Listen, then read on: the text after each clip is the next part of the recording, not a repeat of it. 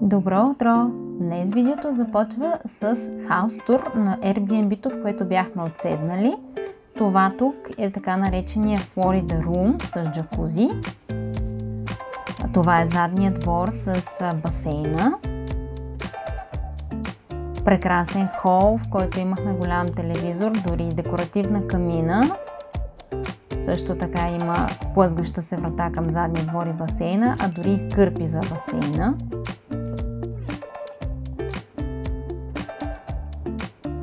Това е огромната кухня, с която разполагахме в Airbnb-то.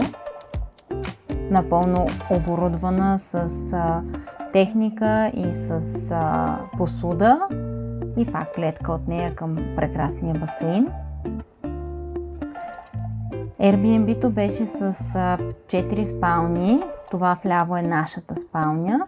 В останалите спални все още спят хората, които се намират там, тъй като ние бяхме отседнали с 4 приятели българи в това Airbnb. Ето така изглежда Airbnb-то и отвън. Този Мустанг е една от колите, които нашите приятели си бяха наели, тъй като те ще останат още няколко дни, а ние е време да се прибираме към Форт Лодърдейл и Любо и Меги. Вече натоварихме багажа си и отиваме да изпием по едно бързо кафенце с младоженеца и след това тръгваме на път. Ето ни вече и в кафенето. Взехме си кафенце и здравословна закуска на фона на прекрасните палми.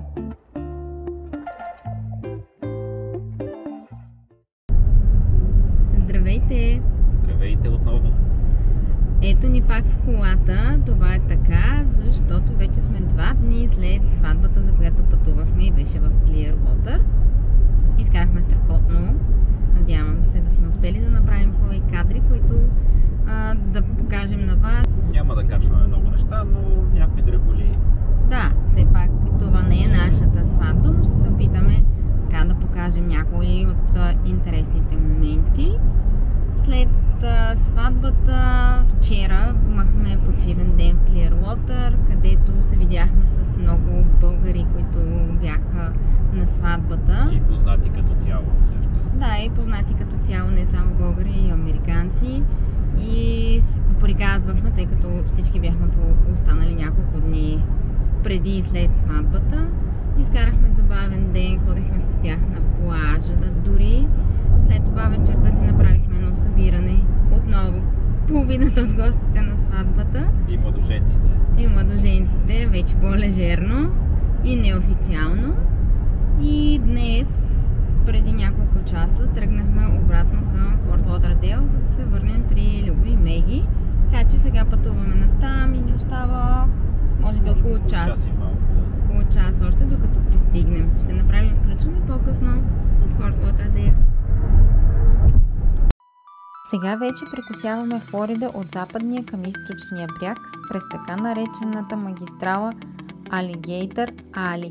А вие може да споделите в коментарите дали харесвате да гледате такива кратки таймлапсове по време на нашите пътувания по американските пътища.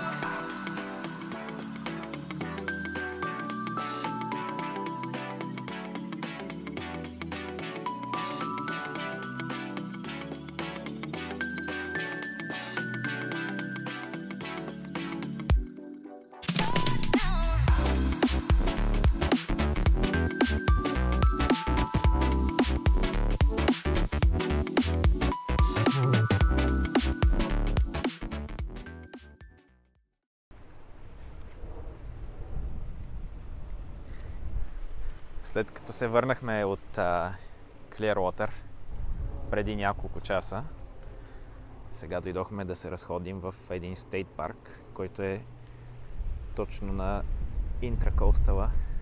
Виждате канала зад нас. Красота. Да, близко сме до Лас Олас плажа и центъра на Форт Лодърдейл. Ето го, ето там вече е центъра на Форт Лодърдейл. Много е хубаво, че тук има пейчици, на които можеш да седнеш и да си гледаш водата.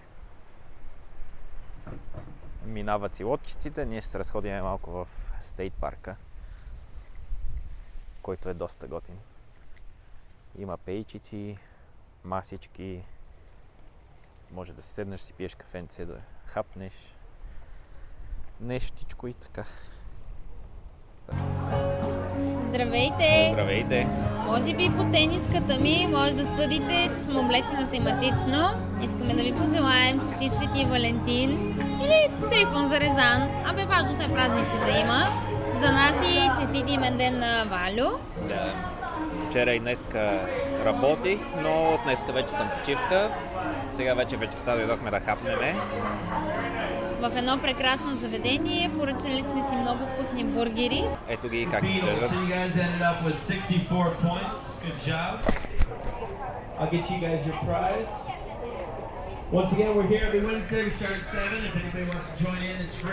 Някои вече папат.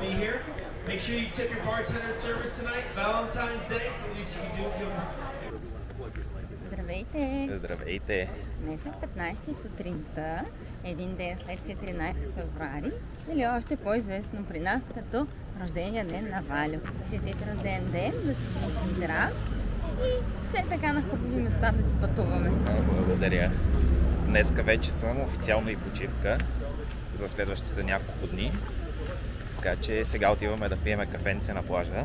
Ще ви покажем каква хубава гледка има от кафето, в което вече мисля, че трети ден отиваме. Четвърти, може би? Не знам. Може и четвърти да е сутрин. Да, сутрин преди работа сутрин идвахме да пиеме по кафенце и после се прибирахме за да работя.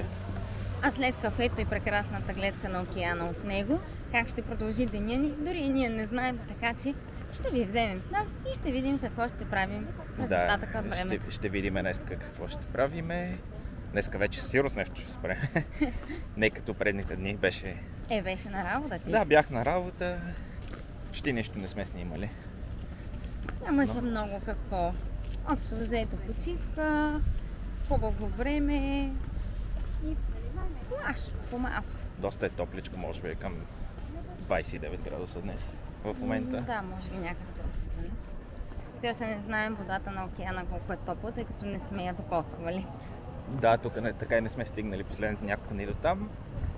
Направихме един плаж в Clearwater, като бяхме в неделя. Но не сме се къпали, тъй като не се изкъпахме. Преди да отидем предишната седмица, времето не е било много топло и съответно океана не беше чак толкова подходящ за влизане, или поне за мен. Имаше и малко вълнички и духаше вятър, така че нямаше смисъл да... Но може би днес или утре ще проверим как е тук и може да направим отново февруарски плаж. Както ви обещахме, показваме гледката от кафето отново.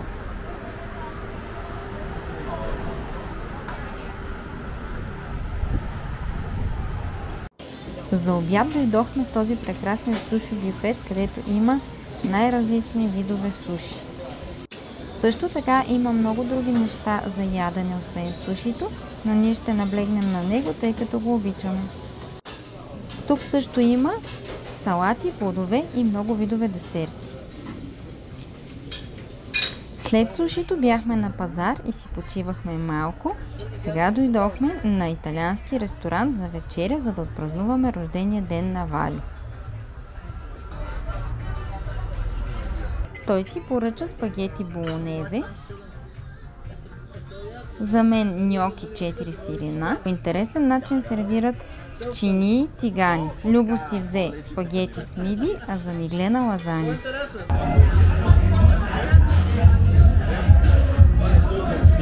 След като хапнахме вкусно в италианското ресторанче, в което бяхме седнали в центъра на Форт Лодърдейл, поне моето беше много вкусно, не знам за твоето. Да, беше добре. Се качихме в един така наречен rooftop бар или бар, който се намира на покрива на една висока сграда. Бара е на 25 етаж. Видяхте каква гледка има към целия град и светлините. И тук ще изпием по едно питие.